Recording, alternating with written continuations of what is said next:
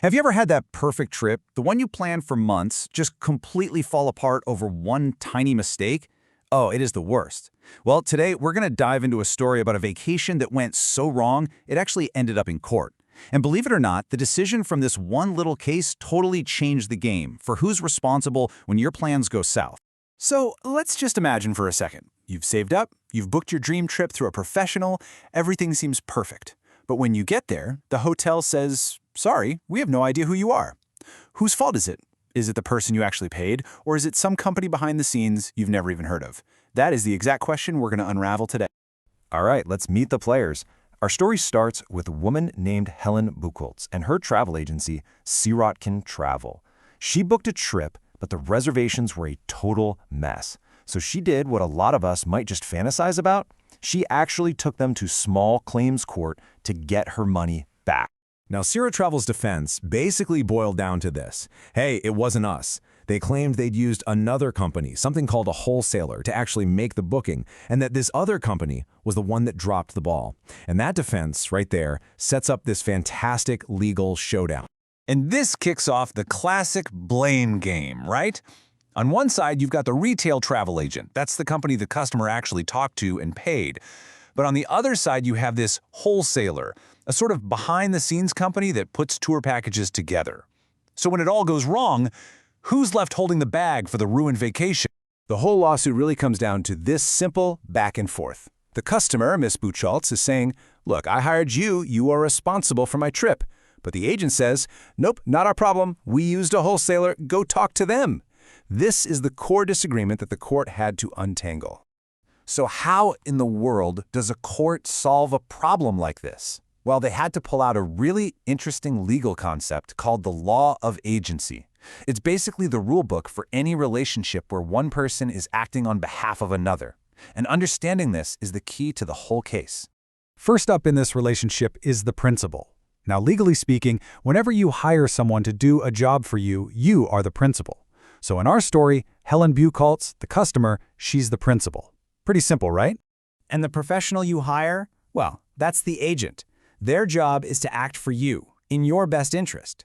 So, in this case, Sirotkin Travel was the agent, hired by the principal, Ms. Bucholtz, to get this trip booked. That's the direct connection. Okay, but here's where it gets a little more complex. What happens when the agent hires someone else to help do the job? Well, that third party is called a subagent. And here, the tour wholesaler was the subagent, hired by Sirotkin Travel. So now we see the whole chain, principal, agent, subagent. Now, after all that legal setup, principal, agent, subagent, the entire case, everything, hinges on one single crucial question. Did the customer, the principal, give the agent permission to go out and hire that subagent? The answer to this one question would decide everything. And it turns out, in the eyes of the law, there are really two ways you can give this permission, or consent. First, there's express consent. That's exactly what it sounds like. The agent tells you, hey, I'm going to use this other company, and you say, okay, cool. Then there's implied consent. This is where using a third party is so normal, so common, that your agreement is just assumed. And folks, this quote right from the court documents, this is the smoking gun. The court found that Helen Bucholtz wasn't told about the wholesaler until after the deal was already done. That means there was absolutely no express consent. She had no clue another company was even in the picture. So Sirotkin Travel had one last card to play, implied consent. They basically tried to argue, come on, everybody knows travel agents use wholesalers. She should have known. But the court completely shot that down. They said, nope, the public's knowledge of this stuff is not widespread enough to just assume consent. And just like that, with both express and implied consent totally off the table, the path forward for the court was crystal clear. It was finally time to decide once and for all where the buck stops. And the verdict? It was a huge win for the customer. The court ruled that since Sirotkin Travel hired the wholesaler without getting consent, Sirotkin Travel was 100% legally responsible for that wholesaler's mistakes. Helen Bucholtz won. What's so great about this decision is that it created a really clear, simple rule. You can see it here.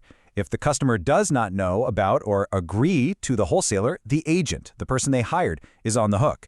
But if the customer does give their okay, then the responsibility shifts. It all comes down to being upfront and getting agreement. Okay, so you might be thinking, this is a cool story, but this case is from 1974. Why are we even talking about it today?